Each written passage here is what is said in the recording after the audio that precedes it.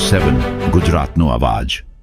નમસ્કાર દર્શક મિત્રો, i7 ન્યૂઝ ગુજરાતીની સાથે હું છું આપની સાથે પાયલ બામભણિયા। તો જોઈએ આજના મહત્વના સમાચાર। દાહોદ તાલુકાના ચંદવાડા પ્રાથમિક શાળા આચાર્યનું મજૂરી કરાવતાનો વિડીયો વાયરલ જોવા મળ્યો। મળતી માહિતી મુજબ 20/2/2026ના રોજ સોશિયલ મીડિયામાં દાહોદ જિલ્લાના દાહોદ તાલુકાના ચંદવાડા ગામમાં આવેલ ડામોર ફળિયા સ્કૂલમાં આચાર્ય દ્વારા વિદ્યાર્થીને કામ કરાવતા હતા તે વિડીયો વાયરલ થયો।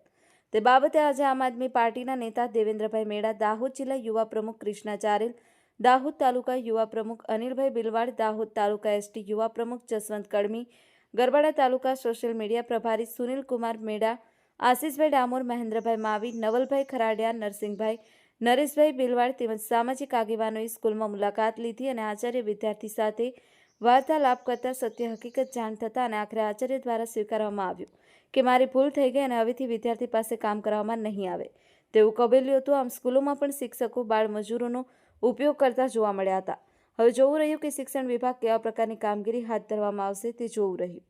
બ્યુરો ચીફ કાળુભાઈ ડામોર સાથે નિલેશભાઈ, i7 ન્યૂઝ ગુજરાતી, સિંગવડ।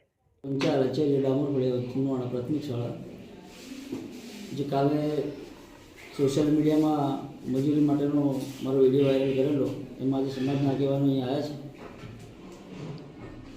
એમને એવું લાગે કે મજૂરી તો અમે આજ પછી આવું કામ બાળકો જોડે નહીં કરાવીએ અને જે અમારે ભૂલ છે અમે સ્વીકારીએ છીએ।